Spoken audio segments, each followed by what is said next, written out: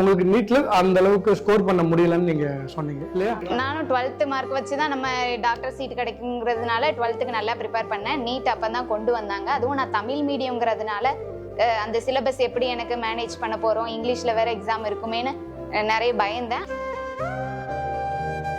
இப்போ ஃபாரின்கிற ஒரு ஆப்ஷன் இருக்கிறதுனால அப்போ நான் அப்ராட் ட்ரை பண்ணுறேன் அப்படின்னு சொன்னேன் வீட்டில். நிறைய பேர் என்ன யோசிச்சாங்க, இவ்வளோ லட்சம் செலவு பண்ணி எதுக்கு பொம்பளை பிள்ளைய ஃபாரின் அனுப்புறேன்னு எங்கள் அப்பா கிட்டலாம் நிறைய பேர் கேட்டாங்க.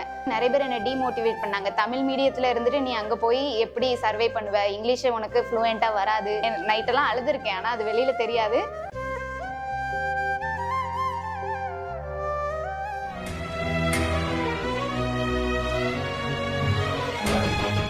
எங்களோட குடும்பத்துல நான் தான் முதல் டாக்டர் கிராஜுவேட்டுங்கிறதுனால எல்லாரும் பயங்கர ஹாப்பி. அது கனவா நினைவா அப்படிங்கிற மாதிரி ஒரு மனநிலை தான் எங்களுக்கு இருந்தது.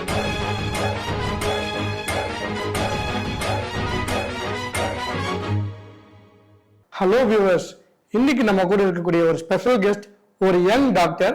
இவங்க ஒரு ஃபாரின் மெடிக்கல் கிராஜுவேட். இவங்க நேம் டாக்டர் சுமித்ரா.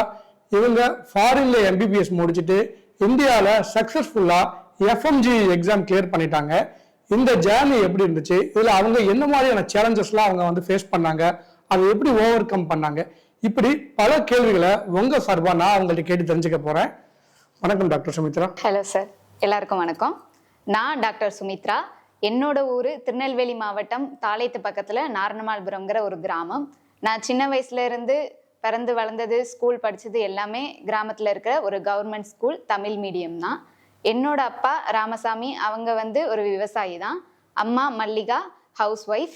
என் கூட பிறந்தது ஒரு அக்கா, இன்ஜினியரிங் கிராஜுவேட் அவங்க.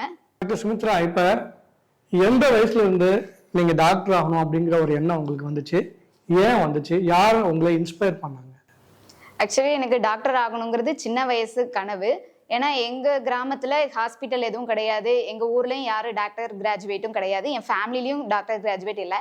சரி, ஓகே, நம்ம ஒரு டாக்டர் ஆகி நம்ம கிராமத்துக்கு கண்டிப்பா ஒரு சேவை செய்யணுங்கிற ஒரு நோக்கத்துல எனக்கு நம்ம டாக்டர் ஆகலாங்கிற ஒரு கனவு அப்பல இருந்து இருக்குது. ஓகே, இப்போ நீங்க வந்து 2017 +2 முடிச்சிங்க இல்லையா? அப்போ வந்து அப்பதான் நீட் எக்ஸாம் அப்படிங்கிற ஒரு விஷயம் வந்து இன்ட்ரடியூஸ் ஆகுது, கரெக்டுங்களா? ஸோ +2ல நீங்க நல்ல மார்க் எடுத்திருக்கீங்க. நீட் வந்து அப்பதான் இன்ட்ரடியூஸ் பண்ணதுனால உங்களுக்கு நீட்ல அந்த அளவுக்கு ஸ்கோர் பண்ண முடியலன்னு நீங்க சொன்னீங்க இல்லையா? சரி, இப்போ இது உங்களுக்கு அந்த டைம்ல எப்படி இருந்துச்சு? நானும் 12th மார்க் வச்சு தான் நம்ம டாக்டர் சீட் கிடைக்குங்கிறதுனால 12th நல்லா ப்ரிப்பேர் பண்ணேன். நீட் அப்போ தான் கொண்டு வந்தாங்க. அதுவும் நான் தமிழ் மீடியம்ங்கிறதுனால அந்த சிலபஸ் எப்படி எனக்கு மேனேஜ் பண்ண போகிறோம், இங்கிலீஷில் வேற எக்ஸாம் இருக்குமேன்னு நிறைய பயந்தேன். ஆனால் ஓரளவுக்கு மார்க்ஸ் கிடைச்சிது. பட் இந்தியாவில் சீட் கிடைக்கிற அளவுக்கு மார்க் வரல. ஓகே, அப்போ இப்போ இன்னைக்கெல்லாம் பார்த்தீங்க அப்படின்னா இப்போ 2025 இருக்கோம். இப்போ 7.5 கவர்மெண்ட் ஸ்கூல் பிள்ளைகளுக்கு ஃபர்ஸ்ட் ஸ்டாண்டர்ட்லேருந்து +2 வரைக்கும் நீங்கள் படிச்சிருக்கீங்க. சப்போஸ் இப்போ இருந்தால் உங்களுக்கு 7.5% கவர்மெண்ட் கோட்டாவில் ஃப்ரீ சீட் கிடைச்சிருக்கோம். ஸோ உங்கள் டைமில் வந்து அது கிடைக்காதனால நீங்கள் வந்து ஆல்டர்னேட்டிவ் சாய்ஸ் நீங்கள் பார்க்க ஆரம்பிச்சிங்க. ஓகே, இப்போ எடுத்த உடனே நீங்கள் வந்து ஃபாரின்ங்கிற ஐடியா வந்துட்டீங்களா, இல்லை வேற ஏதாவது BDS, ஆயுர்வேதா இது மாதிரி ஏதாவது ட்ரை பண்ணீங்களா? ஆக்சுவலி என்னோட மார்க்ஸை வச்சுட்டு எனக்கு டாக்டர் ஆகணுங்கிறது தான் ஒரே கனவு. வீட்டில் எல்லாரும் இல்லை நீட் மார்க்கு கம்மியாக இருக்குது அப்படிங்கிறப்ப யோசிச்சுட்டு இருந்தாங்க. அப்போ வேற ஆப்ஷன் போவோமா, இன்ஜினியரிங்கோ இல்லை BDSஓ அந்த மாதிரி ஏதாவது போகலாமான்னு கேட்டாங்க. நான் இல்லை, நான் டாக்டர் தான் ஆகணும், வேணா நான் நீட் ரிப்பீட் பண்ணுறேன், அந்த மாதிரி நிறைய குழப்பம் ஓடிட்டு இருந்தது. அப்போ தான் சரி, அப்போ ஃபாரின்கிற ஒரு ஆப்ஷன் இருக்கிறதுனால அப்போ நான் அப்ராட் ட்ரை பண்ணுறேன் அப்படின்னு சொன்னேன் வீட்டில். சரி, வீட்டில் நீங்கள் சொல்லிட்டீங்க, உடனே ஓகே போயிட்டு வாங்கன்னு சொல்லிட்டாங்களா? இல்லை, கண்டிப்பாக இல்லை. ஏன்னா நிறைய இது யோசிச்சாங்க. இங்கே இருந்து, ஏன்னா இந்த கிராமத்துக்குள்ளே இருந்துட்டு நீ வெளிநாட்டில் போய் எப்படி சர்வே பண்ணுவ அப்படிங்கிற ஒரு பாதுகாப்பெல்லாம் எப்படி இருக்கும் அப்படிங்கிற ஒரு பெரிய சந்தேகம்லாம் இருந்தது. வீட்டில் ஃபர்ஸ்ட் ஒத்துக்கவே இல்லை. நான் இல்லை, எனக்கு டாக்டர் தான் ஆகணும், கண்டிப்பாக நான் என்னோட கனவை ஃபுல்ஃபில் பண்ணுவேன்னு சொல்லிட்டு நான் அப்ராட் சூஸ் பண்ணேன். ஓகே, சரி, அப்ராட் போயிட்டீங்க. போனதுக்கப்புறம் உங்களுக்கு வந்து அங்கே ஏதாவது ஹோம் சிக்னஸ் இருந்துச்சா? ஏன்னா இப்போ வந்து 2025 இந்த டைமில் ஓரளவு அவேர்னஸ் இருக்குது, வீடியோ கால்ஸ் பண்ண முடியும், நிறைய ஸ்டூடெண்ட்ஸ் வந்து அப்ராட் போகிறாங்க. நீங்கள் போனதெல்லாம் ஒரு பிகினிங் டைம் இல்லையா? பிகினிங் டைமில் உங்களுக்கு வந்து போதுமான அளவுக்கு அங்கே இந்தியன் ஸ்டூடெண்ட்ஸ் கிடைச்சாங்களா? உங்களுக்கு வந்து ஹோம் சிக்னஸ் ஏதாவது இருந்துச்சா? இருந்தால் அதை எப்படி நீங்கள் ஓவர் கம் பண்ணீங்க? ஆக்சுவலி சின்ன வயசுல இருந்து பேரண்ட்ஸ் விட்டு தனியா எங்கேயுமே போனதில்லை. அப்பவும் ஒரு கொஸ்டின் கேட்டாங்க, நீ வீட்டை விட்டு தனியா இருந்ததில்லை, அங்க வெளிநாட்டுல போய் எப்படி மேனேஜ் பண்ணுவ அப்படின்னு சொல்லிட்டு. ஆனா கனவை ஃபுல்ஃபில் பண்ணணும்னா நம்ம சில ரிஸ்க் எடுக்கணும், தியாகங்கள் பண்ணணும். அதனால சரி ஓகேன்னு சொல்லிட்டு நான் போனேன். பட் அந்த வீடியோ கால் அதெல்லாம் இருக்கிறதுனால மேனேஜ் பண்ணி கொஞ்சம் ஃபேமிலியோட அட்டாச் ஆகுற மாதிரி இருந்தது. சரிங்க, இப்போ நீங்க வந்து அங்க போனதுக்கு அப்புறம் லாங்குவேஜ் பேரியர் ஏதாவது இருந்ததா? ஏன்னா இங்க வந்து நீங்க சொன்னதுபடி பார்க்கும்போது ஒரு வில்லேஜில் படிச்சிருக்கீங்க. ஃப்ரம் ஃபர்ஸ்ட் ஸ்டாண்டர்ட்ல இருந்து +2 வரைக்கும் நீங்க வந்து தமிழ் மீடியம்ல படிச்சிருக்கீங்க. திடீர்னு அந்த சிலபஸ் எல்லாமே இங்கிலீஷ்ல இருக்கும். அதுவும் புது இடம், புது நாடு. இப்ப தமிழ்நாட்டில் படிச்சா கூட புரியாத நம்ம டீச்சர்கிட்ட போய் நம்ம தமிழ்ல கேட்டு தெரிஞ்சுக்கலாம். இப்போ நீங்க அப்ராட் அப்படிங்கும்போது ஃபுல் அண்ட் ஃபுல் இங்கிலீஷ்ல தான் இருக்கும். இதுக்கு நீங்க என்ன மாதிரியான ஹோம்ஒர்க் பண்ணீங்க? என்ன மாதிரி சேலஞ்சஸ் உங்களுக்கு இருந்துச்சு? நிறைய பேர் என்ன டிமோட்டிவேட் பண்ணாங்க. தமிழ் மீடியத்துல இருந்துட்டு நீ அங்க போய் எப்படி சர்வே பண்ணுவ, இங்கிலீஷ் உனக்கு ஃப்ளூயண்டா வராது, வெளிநாட்டுல எங்க போனாலும் நீ காலேஜ் படிக்க போற இல்ல வெளியில எங்க போனாலுமே இங்கிலீஷ் தெரிஞ்சிருக்கணுமே அப்படின்னு சொல்லிட்டு நிறைய டிமோட்டிவேட்லாம் பண்ணாங்க. பட் இருந்தாலும் ஸ்டார்டிங் கொஞ்சம் கஷ்டமா இருந்தது. நம்ம போடுற எஃபர்ட்ல நான் கொஞ்சம் ஹார்ட் ஒர்க் பண்ணேன்.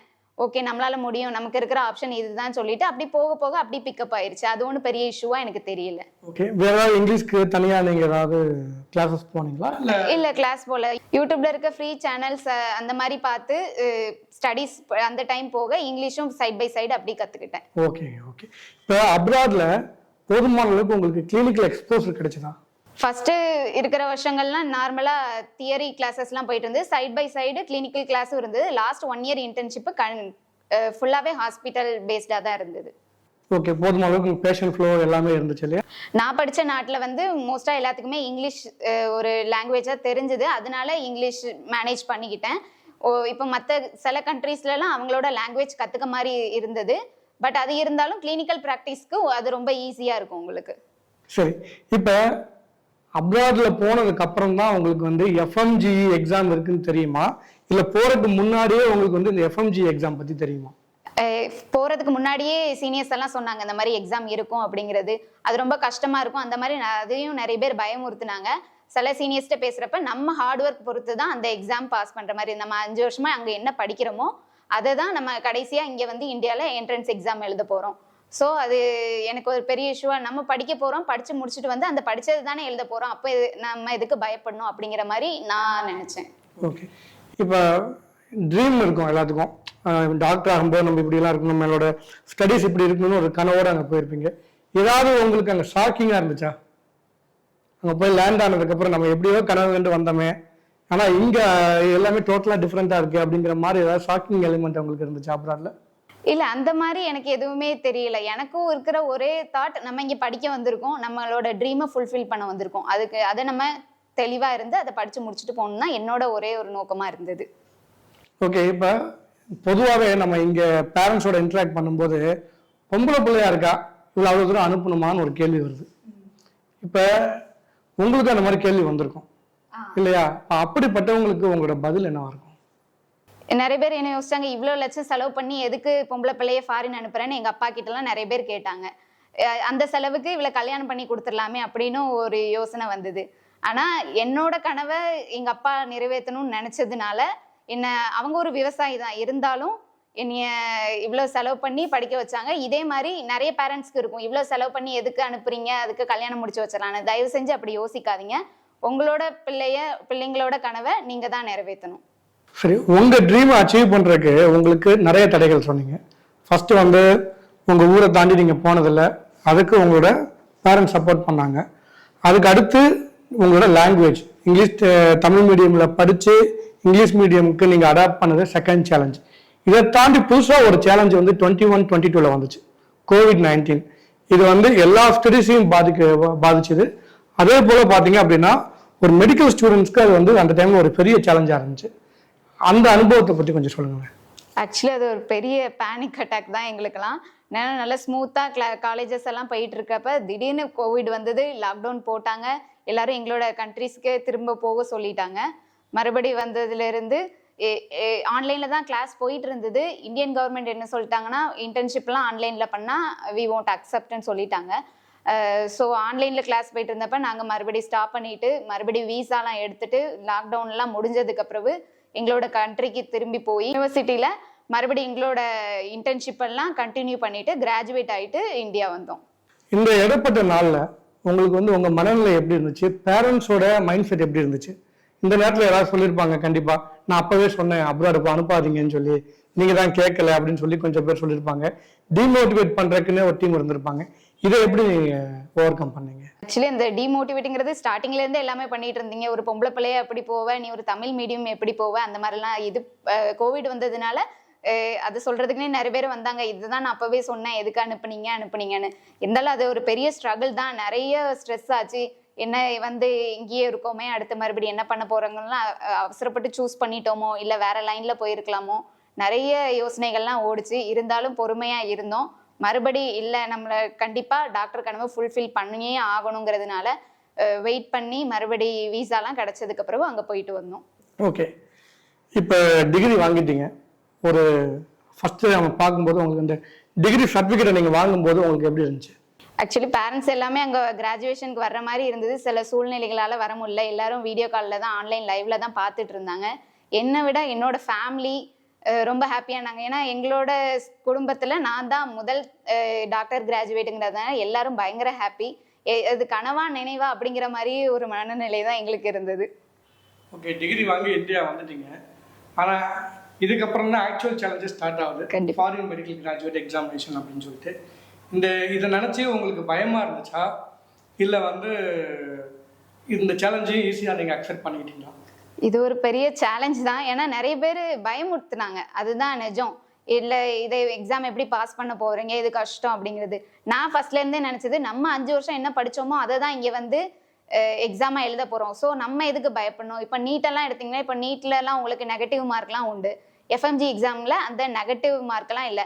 ஸோ நீட்டையே கடந்து வந்துட்டோம், தென் ஒய் நாட் எஃப்எம்ஜி அப்படிங்கிற மனநிலை தான் என்கிட்ட இருந்தது. சரிங்க டாக்டர், இப்போ இந்த எஃப்எம்ஜி எக்ஸாமோட பேட்டர்ன் என்ன, கொஸ்டின்ஸ் எப்படி கேட்பாங்க, எவ்வளோ மார்க்குக்கு இருக்கு, அதை என்ன ஃப்ரீக்வன்சியில் கவர்மெண்ட் கண்டக்ட் பண்ணுறாங்க? ஆக்சுவலி இப்போ ஃபாரின் கண்ட்ரீஸ்லாம் நம்ம எக்ஸாம் எல்லாமே மோஸ்ட்டாக எம்சிக்யூ டைப்பில் தான் எழுதுவோம். இங்கே நம்ம இந்தியாவில் இருக்கிற எக்ஸாம்ஸ் நீட் பிஜி அப்புறம் எஃப்எம்ஜி எந்த கொஸ்டின் மாடல்ஸும் எம்சிக்யூ தான். நம்ம ஆல்ரெடி அங்கே ஃபாரினில் படிக்கும்போது எம்சிக்யூ மாடல்ஸ்லேயே ட்ரை பண்ணதுனால இங்கே ஒரு பெரிய தடையாக இல்லை. ஸோ ஈஸியாக மேனேஜ் பண்ணுறதுக்கு இருந்தது. எஃப்எம்ஜி எக்ஸாம் எடுத்துக்கிட்டிங்கன்னா 300 கொஸ்டின்ஸு, அதில் நம்ம 150 எடுத்தால் பாஸு. அது போக நமக்கு நெகட்டிவ் மார்க்ஸ் எதுவுமே இல்லை. ஸோ அது ஒரு நல்ல ஒரு ப்ளஸ் பாயிண்ட் நமக்கு. மொத்தம் எத்தனை மார்க்ஸ் சொன்னீங்க? 300 சொன்னீங்க. இல்லை கிளினிக்கல் எவ்வளோ வரும், ப்ரீ கிளினிக்கல்ஸ் வரும், எவ்வளோ வரும்? ஆக்சுவலி எஃப்எம்ஜி பேட்டர்ன் பார்த்தீங்கன்னா மொத்தம் 300 கொஸ்டின்ஸு, அதில் நம்ம 150 எடுத்தால் pass. Morning session, afternoon 2 session exam நடக்கும். கம்ப்யூட்டர் பேஸ்டு தான். Morning 150 questions, afternoon 150 questions attend பண்ணுற மாதிரி இருக்கும். இதில் என்ன மாதிரி சப்ஜெக்ட்ஸ் உங்களுக்கு இருக்கு? நம்ம அங்கே என்ன படித்தோமோ அதே 19 சப்ஜெக்ட்ஸ் தான் இங்கேயும் வரப்போகுது. மேஜர் சப்ஜெக்ட், மைனர் எல்லாமே இன்க்ளூடடாக இருக்கும். உங்களுக்கு சேலஞ்சாக இருந்தக்கூடிய சப்ஜெக்ட் என்ன? எனக்கு internal medicine. Okay, so internal medicine உங்களுக்கு டஃப்பாக இருந்துச்சு. பொதுவாக உங்களை மாதிரி ஃபாரின் மெடிக்கல் கிராஜுவேட்ஸ்க்கு எந்த சப்ஜெக்ட்னா கொஞ்சம் பயம்? இன்டர்னல் மெடிசன்லாம் என்னை பொறுத்த வரைக்கும் கொஞ்சம். ஓகே, உங்கள் ஃப்ரெண்ட்ஸ்க்கு எல்லாத்துக்கும்? சில பேருக்கு ஃபார்மகாலஜி அந்த மாதிரி. டாக்டர், இப்போ எஃப்எம்ஜி எக்ஸாமோட பேட்டர்ன் சொல்லிட்டீங்க, இதோட ஃப்ரீக்வன்சி என்ன? ஆக்சுவலி இது இயர்லி ட்வைஸ் நடக்கும். December session, July session 2 session நடக்குது. ஓகே, ஸோ நார்மலாக இந்த எஃப்எம்ஜி எக்ஸாம் நீங்கள் எழுத போகிறதுக்கு முன்னாடி உங்கள் மனநிலை எப்படி இருந்துச்சு, அந்த ப்ரிப்பரேஷன் எப்படி இருந்துச்சு உங்களுக்கு?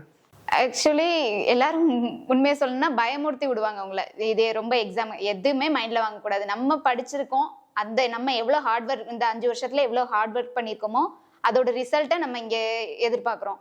ஸோ எந்த ஒரு ஸ்ட்ரெஸ்ஸும் இல்லாமல் நம்ம படித்ததை நம்ம எழுத போகிறோம் அப்படிங்கிற ஒரு மனநிலைமையில பயத்தை முதல்ல தூக்கி போட்டேன். ஃபஸ்ட்டு சீனியர்ஸ் எல்லாம் ரொம்ப பயமுறுத்தி விட்டாங்க, இல்லை இது கஷ்டம் அப்படின்னு. எதுவுமே இல்லை, நான் படிச்சிருக்கேன், நான் பாஸ் பண்ண போகிறேன் அப்படிங்கிற ஒரு மைண்ட் செட் மட்டும்தான் என்கிட்ட இருந்தது. இப்போ வருஷத்துக்கு 2 டைம் இந்த எக்ஸாம் நடக்கிறதா சொன்னீங்க. நீங்கள் எந்த எக்ஸாம் நீங்கள் அட்டென்ட் பண்ணீங்க, எந்த மந்த்தில் வந்துச்சு? ஓகே ஓகே, இப்போ 2 செஷனாக நடக்குது இல்லைங்களா, மார்னிங் ஈவினிங். சப்போஸ் இந்த மார்னிங் எக்ஸாம் ஈஸியாக இருந்துச்சுன்னா செகண்ட் அந்த எக்ஸாமும் உங்களுக்கு ஒரு ஹாப்பியாக போய் அட்டென்ட் பண்ணுவீங்க. இன்கேஸ் மார்னிங் எக்ஸாமும் டஃப்பாக இருந்துச்சு அப்படின்னா உங்களுக்கு ஒரு சின்ன ப்ரெஷர் இருக்கும், விட்ட மார்க்கையும் நீங்கள் அடுத்த செஷனில் எடுக்கணும் அப்படின்னு சொல்லிட்டு. இது மாதிரி உங்களுக்கு ஆச்சா? அன்னைக்கு எப்படி இருந்துச்சு நாள்? அட்டென்ட் பண்ணுறப்ப மார்னிங் செஷன் கொஞ்சம் இன்டர்மீடியட்டாக தான் இருந்தது, ரொம்ப ஹார்டாக இல்லை. ஸோ நான் ஈஸியாக அட்டென்ட் பண்ணிட்டு ஓகே எதுவாக இருந்தாலும் பார்த்துக்கலாம் அப்படிங்கிற ஒரு மைண்ட் செட்டில் தான் நெக்ஸ்ட் செஷனும் அட்டென்ட் பண்ணேன். ஓகே, சரி. இந்த எக்ஸாம் எழுதுறதுக்கும் ரிசல்ட் வரக்கும் எவ்வளோ டியூரேஷன் இருந்துச்சு கேப்? எனக்கு ஒரு 15 days தான் இருந்தது. நான் எழுதின ஒரு 15 days ரிசல்ட் வந்துருச்சு. ஓகே, இந்த 15 daysல நீங்கள் பதட்டமாக இருந்தீங்களா, இல்லை வந்து கான்ஃபிடென்ட்டாக ஓகே எனக்கு வந்து நான் எழுதின மார்க் வந்துடும் ஐ எம் ஹாப்பி அப்படின்ட்டு உள்ளுக்குள்ள சின்ன ஒரு பயம் இருந்துச்சு. ஏன்னா நான் இத்தனை வருஷமும் நம்ம போட்ட எஃபர்ட்டுக்கான ஒரு ரிசல்ட்டை நம்ம வெயிட் பண்ணி பார்த்துட்டு இருக்கோம். ஸோ அப்படிங்கிற ஒரு ஒரு சின்ன ஒரு பயம் எனக்குள்ள இருந்தது. பட் என்ன இருந்தாலும் நம்ம அதுல இருந்து பார்த்துக்கலாம் அப்படிங்கிற ஒரு இதில் தான் இருந்து. ஓகே, இப்போ ரிசல்ட் வந்துருச்சு. யார் உங்களுக்கு பார்த்து சொன்னாங்க? ரிசல்ட் என்னவா இருந்துச்சு? ரிசல்ட்டை நான் தான் முதல்ல பார்த்தேன். வீட்டில் யாருக்கும் சொல்ல, ஃபர்ஸ்ட் நம்ம பார்ப்போம் அப்படின்னு சொல்லிட்டு தான் பார்த்தோன்னே என் கண்ணெல்லாம் அப்படி ரொம்ப கலங்கிருச்சு. கலந்தது ஃபர்ஸ்ட் எங்கள் அப்பாவுக்கு தான் கால் பண்ணேன். கால் பண்ணிட்டு எனக்கு வார்த்தையே சொல்ல வரல. அவங்களுக்கும் எக்ஸாம் அன்னைக்கு ரிசல்ட்டுன்னே தெரியாது. சடனாக தான் ரிலீஸ் பண்ணாங்க ரிசல்ட்டு. டக்குன்னு பார்த்ததும் பாஸ்னோடனே என்னால் கண்ணெல்லாம் கலங்கிருச்சு. உட்காந்து காடுக்கு ப்ரேயர் பண்ணிட்டு எங்கள் அப்பாவுக்கு தான் ஃபர்ஸ்ட் கால் பண்ணேன். கால் பண்ணிட்டு இந்த மாதிரி பாஸ்னோடனே அவங்களாம் ரொம்ப ஹாப்பி. நான் அப்போ அவங்க கூட இல்லை, உடனே மறுநாளே என்னை பார்க்க வந்துட்டு ஸ்வீட்ஸ் எல்லாம் வாங்கிட்டு வந்து செலிப்ரேட் பண்ணோம். ஒரு பீயிங் அ கேர்ள், ஒரு வில்லேஜில் இருந்து ட்ரீம் மட்டும் இருந்தால், ஃபோக்கஸ் மட்டும் இருந்தால் எதையும் அச்சீவ் பண்ணலாம் அப்படிங்கிறதுக்கு நீங்கள் ஒரு பெரிய எக்ஸாம்பிளாக இருக்கீங்க. ஸோ நெக்ஸ்ட்டு உங்களோட கோல் என்ன? பிஜி என்ன பண்ண போகிறீங்க? நெக்ஸ்ட்டு 5 இயர்ஸில் டாக்டர் சுமித்ராவை நாங்கள் எங்கே பார்க்கலாம்? பிஜி பண்ணணும், கண்டிப்பாக அதுக்கான ப்ரிப்பரேஷன்ஸ் போயிட்டு இருக்கு. நெக்ஸ்ட் செஷனில் நீட் பிஜி அட்டன் பண்ணுவேன். எனக்கு வந்துட்டு ஓஜி எடுக்கலான்னு ஒரு மைண்ட் செட் இருக்கு. பார்ப்போம் result. All the best doctor. கண்டிப்பாக நீங்கள் நினச்ச மாதிரியே நீங்கள் நீட் பிஜிலையும் நல்ல ஸ்கோர் எடுத்து ஓஜி எடுத்து நீங்கள் ஒரு நல்ல ஒரு டாக்டராக வரணும் அப்படின்னு சொல்லிட்டு நாங்கள் எங்கள் டீம் சார்பாக அவங்களை நாங்கள் விஷ் பண்ணிக்கிறோம். டாக்டர், இப்போ உங்களை மாதிரி நிறைய பெண் பிள்ளைங்க படித்து டாக்டர் வெளிநாட்டிலையாவது போய் படித்து தம்மோட ட்ரீமை ஃபுல்ஃபில் பண்ணணும் அப்படின்னு ஆசைப்படுறாங்க இல்லையா? அவங்களுக்கும் அவங்க பேரண்ட்ஸ்க்கும் நீங்கள் என்ன டேக் ஹோம் மெசேஜ் கொடுக்க போகிறீங்க? முதல்ல ஸ்டூடெண்ட்ஸ்க்கு என்ன சொல்றேன்னா, பயம், வெளிநாட்டுக்கு போற பயம் இருந்துச்சுன்னா அந்த பயத்தை தூக்கி போடுங்க. உங்களோட கனவை நீங்க நினைவாக்கணும்னா ரிஸ்க் எடுத்து தான் ஆகணும். அந்த பயத்தெல்லாம் தூக்கி போட்டு வீட்டை விட்டு வெளியில வாங்க. இன்னொன்று, பேரண்ட்ஸ்க்கு நான் என்ன சொல்ல விரும்புறேன்னா, உங்க பிள்ளைங்களுக்கு நீங்க தான் சப்போர்ட் பண்ணணும். இப்போ ஓகே ஃபினான்ஷியலா உங்களால ரெடி பண்ண முடியலனாலும் அது பிற்காலத்துல நீங்க யோசிச்சு பாருங்க. உங்களோட எவ்வளோ கஷ்டப்பட்டாலும் பின்னாடி என்ன பரவாயில்ல, கஷ்டப்பட்டு நம்ம இப்போ பிள்ளைங்களை படிக்க வச்சோம்னா பின்னாடி அவங்களோட வாழ்க்கை நல்லா இருக்கும். ஸோ இப்போ உங்க பிள்ளைங்க என்ன ஆகணும்னு நினைக்கிறாங்களோ அதுக்கு நீங்க தான் சப்போர்ட் பண்ணணும். அடுத்து உங்களை மாதிரி உங்களோட ஜூனியர்ஸ் இப்போ அவங்க 3rd இயரோ 4th இயரோ 5th இயரோ படிச்சுட்டு இருப்பாங்க இல்லையா? எஃப்எம்ஜி ப்ரிப்பேர் கூட பண்ணிட்டு இருக்கலாம். அவங்களுக்கு உங்களோட மெசேஜ் என்ன? ஆக்சுவலி நிறைய பேர் எனக்கே மெசேஜ் பண்ணி கேட்குறாங்க, இந்த மாதிரி எஃப்எம்ஜிக்கு டிப்ஸ் சொல்லுங்கன்னு. எதுவுமே பயப்படாதீங்க. டிமோட்டிவேட் பண்றவங்கள காதலே வாங்காதீங்க. சொல்றவங்க சொல்லிட்டே தான் இருப்பாங்க. அவங்க ஹார்ட் ஒர்க் பண்ணாங்களா அப்படிங்கிறது தெரியாது. அவங்க மேபி ஃபெயில் ஆயிருக்கலாம், பட் அவங்க ஹார்ட் ஒர்க் பண்ணியிருக்காங்களாங்கிறது நமக்கு தெரியாது. நம்ம படிச்சு ஹார்ட் ஒர்க் போட்டோம்னா கண்டிப்பா பாஸ் பண்ணிடலாம். இப்போ ஒரு நாளைக்கு எஃப்எம்ஜி எக்ஸாமுக்கு அப்படின்னு சொல்லி நீங்க தனியா ப்ரிப்பேர் பண்ணீங்களா? பண்ணீங்கன்னா எவ்வளவு நேரம் ப்ரிப்பேர் பண்ணிருப்பீங்க? அதுக்கு என்ன மாதிரியான டூல்ஸ் நீங்க யூஸ் பண்ணீங்க? என்னோட அட்வைஸ் என்னன்னா, நம்ம அங்கே படிக்கும் போதே ஹார்ட் ஒர்க் பண்ணி கரெக்டான ஒரு பாதையில் போயிட்டு இருந்தோம்னா இதுக்குன்னு தனியாக நம்ம எஃப்எம்ஜிக்குன்னு தனியாக உட்காந்து அதிக எஃபர்ட்டோ அதிக டைமோ போட வேண்டாம். நம்ம அங்கே படிக்கும் போதும் கரெக்டாக அதுக்கு சைட் பை சைடு படிச்சுட்டு வந்து இங்கே வந்து கொஞ்சம் ஒரு எஃபர்ட் போட்டால் கூட கண்டிப்பாக பாஸ் பண்ணிடலாம். நான் இதுக்கு தனியாக எந்த ஆப்பும் அந்த மாதிரி எதுவும் சப்ஸ்கிரைப் பண்ணல. அங்கே படித்தது போக யூடியூப்லேயே நிறைய ஃப்ரீ வீடியோஸ்லாம் லெக்சர்ஸ் இருக்குது. ஸோ அந்த மாதிரி படித்து நான் என்னோட ஓன் ஹார்ட் ஒர்க்கால் பாஸ் பண்ணேன். Okay doctor. ஸோ நீங்கள் சொல்கிறபடி பார்த்தோம்னா பசங்க அங்கே படிக்கும்போது சரியாக படிக்கணும், கிளாஸ் பங்க் பண்ணாமல். இங்கே எப்படி அவங்க வந்து அந்த ட்ரீமோட போகிறாங்களோ அந்த ட்ரீமை வந்து எந்த இடத்துலையும் டீவியேட் ஆகாமல் இருந்தாங்க, ஹார்ட் ஒர்க் பண்ணாங்கனாலே வந்து ஈஸியாக கிளியர் பண்ண முடியும். பொதுவாக தனியாக உட்காந்து டைம் வேஸ்ட் பண்ண வேண்டாம். அங்கே படிக்கும் போதே கரெக்டாக படிச்சுட்டோம்னா இங்கே வந்து ஃபர்ஸ்ட் அட்டெம்ப்ட்லேயே நிறைய பாஸ் பண்ணவங்களும் இருக்கிறாங்க. ஓகே. ஸோ உங்களை மாதிரி நிறைய எக்ஸாம்பிள்ஸ் இருக்காங்க. சரிங்க டாக்டர். டாக்டர், இப்போ பேரண்ட்ஸ் சார்பாக ஒரு முக்கியமான கேள்வி. இப்போ அப்ராட் எஜுகேஷன் அப்படின்னு எடுத்தாலே பேரண்ட்ஸ் பயப்படக்கூடிய ஒரு முக்கியமான விஷயமே இந்த எஃப்எம்ஜி எக்ஸாம் தான். எஃப்எம்ஜி எக்ஸாமோட பாசிங் ரேஷியோ அப்படிங்கிறது ரொம்ப கம்மியாக இருக்கு. ஸோ இதுக்கு உங்களோட பதில் என்ன? அப்படி நினைக்கக்கூடிய பேரண்ட்ஸ்க்கும் ஸ்டூடெண்ட்ஸ்க்கும் நீங்கள் சொல்லக்கூடிய டிப்ஸ் என்ன? நான் என்ன அட்வைஸ் பண்ண விரும்புகிறேன்னா, ஃபர்ஸ்ட் ஆஃப் ஆல் நீங்கள் காலேஜை கரெக்டாக சூஸ் பண்ணுங்க. ரெண்டாவது, நீங்கள் அங்கே மெடிக்கல் ஃபீல்டு இவ்வளோ பெரிய ஒரு படிப்பை படிக்க போகிறீங்க, அதுக்கு டெடிக்கேஷனாக அங்கே உட்காந்து நீங்கள் ஹார்ட் ஒர்க் பண்ணணும். ஸோ அங்கே இருக்கிற பீரியடில் நீங்கள் கரெக்டாக ஹார்ட் ஒர்க் பண்ணி படித்தாலே இங்கே வந்து எஃப்எம்ஜியை பற்றி நீங்கள் பயப்பட வேண்டிய அவசியம் இல்லை. நம்ம போனதுக்கான பர்பஸ் ஸ்டூடெண்ட்ஸ் விசாவில் படிக்கிறதுக்காக. ஸோ டூரிஸ்டாக இல்லாமல் போன வேலையை கரெக்டாக முடிச்சு 5 வருஷமும் ஹார்ட் ஒர்க் பண்ணி டெடிக்கேஷனாக இருந்தாலே இங்கே வந்து எஃப்எம்ஜி எக்ஸாம் கிளியராக பாஸ் பண்ணிடலாம். Yes doctor. நீங்கள் பேசும்போது சொன்னீங்க நீங்கள் உங்கள் வில்லேஜில் தான் உங்கள் ஸ்கூலிங்ஸ் ஃபுல்லாகவே இருந்திருக்கு இல்லையா? அப்போ நீங்கள் வந்து ஒரு டே ஸ்காலர். அப்போ திடீர்னு ஒரு ஹாஸ்டல் லைஃப்பை எப்படி அடாப்ட் பண்ணீங்க? அங்கே இருக்கக்கூடிய ஃபுட்டு, ரூம்மேட்ஸ் இவங்களோட எப்படி உங்களுக்கு அடாப்ட் பண்ண முடிஞ்சது? ஆக்சுவலி அது கஷ்டமாக தான் இருந்தது. அம்மா அப்பாவை இது வரைக்கும் பிரிஞ்சதே இல்லை. 12th வரைக்கும் கிராமத்துலேயே அந்த ஒரு தெருவுக்குள்ளேயே ஓடி ஆடி விளையாண்டுட்டு ஒரு வெளிநாடு போனதும் கஷ்டமாக தான் இருந்தது. பட் இருந்தாலும் நம்ம ட்ரீமுக்காக வந்திருக்கோம். நிறைய நைட்டெல்லாம் அழுதுருக்கேன், ஆனால் அது வெளியில் தெரியாது. இருந்தாலும் நம்ம முடிச்சுட்டு போகணுங்கிற அந்த ஒரு டெடிகேஷன் இருந்ததுனால என்னால் அதில் இருந்து கோப்பப் பண்ண முடிஞ்சது. எந்த இடத்துலையாவது நம்ம தமிழ் மீடியமில் வந்திருக்கோம் அப்படின்னு சொல்லி உங்களை நீங்கள் செல்ஃப் டிஸ்கிரிமினேஷனோ அல்லது உங்கள் ஃப்ரெண்ட்ஸோ இல்லை கூட படிக்கிறவங்க வேறு யாராவது வந்து உங்களை எதாவது இன்சல்ட் ஆயிருக்கீங்களா? அப்படி ஆயிருந்தீங்க அப்படின்னா அதை எப்படி ஓவர் கம் பண்ணீங்க? ஆக்சுவலி நான் அப்ராட் போகணும்னு சூஸ் பண்ணேன். இந்த விசா ப்ராசஸ்லாம் ஆரம்பிக்கிறதுக்கு முன்னாடியே சைட் பை சைடு சும்மா யூடியூப்ல வீடியோஸ் அந்த மாதிரி இங்கிலீஷ் என்னோட நாலேஜை நான் வளர்த்துக்கிறதுக்கு ஸ்டார்ட் பண்ணிட்டேன். ஸோ அங்கே போனதும் எனக்கு கொஞ்சம் பயமா இருந்தது. ஆனால் நான் வெளியில காமிக்கல, தப்போ ரைட்டோ நான் பேசுவேன் அப்படிங்கிற ஒரு கான்ஃபிடென்ஸோட நான் இருந்தேன். உங்கள் யூனிவர்சிட்டியில் பல கண்ட்ரிலேருந்து ஸ்டூடெண்ட்ஸ் வந்திருக்கலாம், நேட்டிவ் பீப்புள் இருந்திருக்கலாம், இந்தியாவிலேருந்தும் பல ஸ்டேட்ஸ் பல டிஸ்ட்ரிக்ட்லேருந்து ஸ்டூடெண்ட்ஸ் வந்திருப்பாங்க. From different boards, CBSE, ICSE, state board எல்லாமே வந்திருப்பாங்க.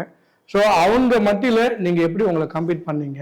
உங்கள் கிளாஸில் நீங்கள் வந்து என்ன மாதிரியான ஸ்டூடெண்ட்டாக இருந்தீங்க? ரொம்ப பிரைட் ஸ்டூடெண்ட்டா இல்லை ஆவரேஜ் ஸ்டூடெண்ட்டா? ஆக்சுவலி தமிழ் மீடியம்னால பிரைட் போனோடனே பிரைட்டுங்கிற மாதிரி சொல்ல முடியாது, ஆவரேஜாக தான் இருந்தேன்.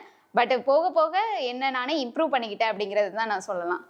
இன்கேஸ் அது வந்து ஒரு ரேட்டிங் அல்லது கிரேட் அப்படின்னா ஒரு அவுட் ஆஃப் 10 மேக்ஸிமம் 10 பாயிண்ட் வைங்களேன், உங்களுக்கு எத்தனை பாயிண்ட் கொடுப்பீங்க ஆஸ் அ ஸ்டூடெண்ட்டா யூனிவர்சிட்டியில்? ஒரு 7 மார்க்ஸ். 7. ஓகே. ஒரு அபவ் ஆவரேஜ் 70% இருக்கக்கூடிய ஒரு ஆவரேஜ் ஸ்டூடெண்ட். ஓகே. சரி, உங்கள் கூட இருக்கக்கூடிய ஃப்ரெண்ட்ஸ் எல்லாமே அவங்க செல்ஃப் ஸ்டடி தான் பண்ணாங்களா எஃப்எம்ஜியை கிளியர் பண்ணதுக்கு? இல்லை ஏதாவது கோச்சிங் சென்டர்ஸு நிறைய ஆப்லாம் இருக்கு இல்லைங்களா இன்னைக்கு, அது மாதிரி ஏதாவது எடுத்துக்கிட்டாங்களா?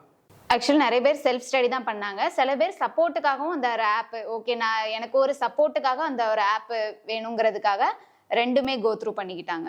இப்போ நீங்கள் வந்து ஏதாவது இந்த கோர்ஸ் முடிச்சதுக்கப்புறம் கோச்சிங் போய் தான் எஃப்எம்ஜி நம்ம கிளியர் பண்ணணும் அப்படின்னு ஏதாவது சஜஸ்ட் பண்ணுறீங்களா? இல்லை இந்த ஆப் வாங்கினா நல்லாயிருக்கும் அப்படின்னு சொல்லி ஏதாவது ஆப்பை நீங்கள் ப்ரமோட் பண்ணுறீங்களா? இல்லை அதெல்லாம் எதுவும் வேணாம், இருக்கிற கோர்ஸ் மெட்டீரியலில் ஒழுங்காக படித்தா போதுன்னு சொல்கிறீங்களா? ஆக்சுவலி உங்களுக்கு ஒரு செல்ஃப் கான்ஃபிடென்ஸ் இருந்துச்சுன்னா எந்த ஒரு ஆப்புமே தேவையில்லை.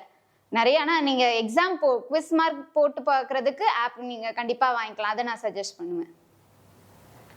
டாக்டர், நீங்கள் சொல்லும்போது எஃப்எம்ஜி எக்ஸாம் வந்து ஒரு எம்சிக்யூ பேட்டர்னில் இருக்கும் இல்லைங்களா, multiple choice question. So concept தெரிஞ்சால் தான் ஆன்சர் பண்ண முடியும். அதே மாதிரி பார்த்தீங்க அப்படின்னா கம்ப்யூட்டர் பேஸ்டு டெஸ்ட் அப்படின்னு சொன்னீங்க இல்லையா? நார்மலாக நாங்கள் வந்து இந்த பென் பேப்பர் மோடு தான் கேள்விப்பட்டிருக்கோம்.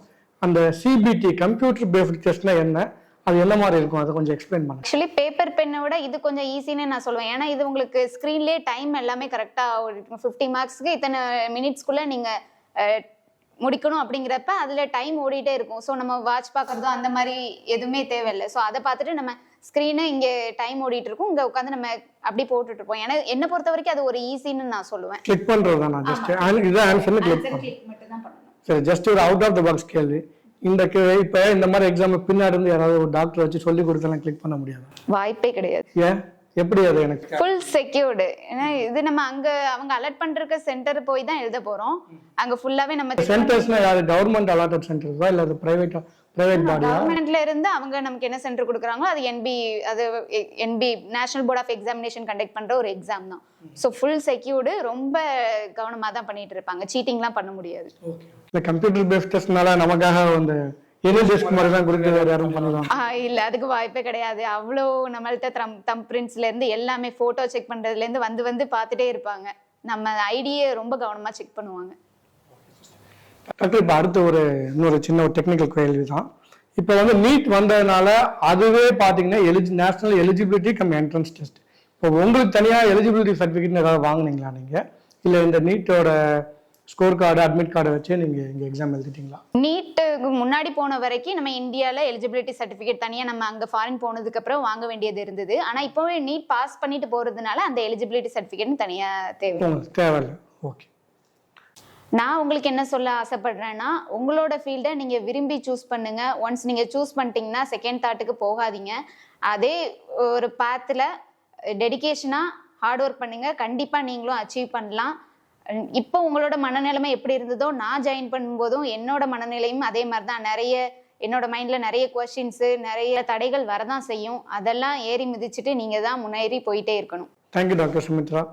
இவ்வளோ நேரம் எங்களோட வியூவர்ஸ்க்காகவும் அவங்க சார்பாக நான் கேட்ட கேள்விக்கு எல்லாமே பொறுமையாக நீங்கள் ஆன்சர் பண்ணீங்க. உங்களோட பதில்கள் நிறைய பேரோட வாழ்க்கையை ஒரு தன்னம்பிக்கையாக இருக்கணும், அவங்களோட ட்ரீமை அச்சீவ் பண்ணணும் அப்படிங்கிறதுக்கு ஒரு பெரிய மோட்டிவேஷனாக இருக்கணும்னு நம்புகிறேன். நீங்களும் உங்கள் லைஃப்பில் இன்னும் பெரிய இடத்துக்கு உங்களோட எல்லா ட்ரீம்ஸும் நல்லபடியாக ஃபுல்ஃபில் ஆகணும்னு சொல்லி விஷ் பண்ணுறோம். Thank you very much. என்னோட எக்ஸ்பீரியன்ஸை ஷேர் பண்ணுறதுக்கு இப்படி ஒரு பிளாட்ஃபார்ம் அமைச்சு தந்ததுக்கு ரொம்ப நன்றி சார். Thank you doctor.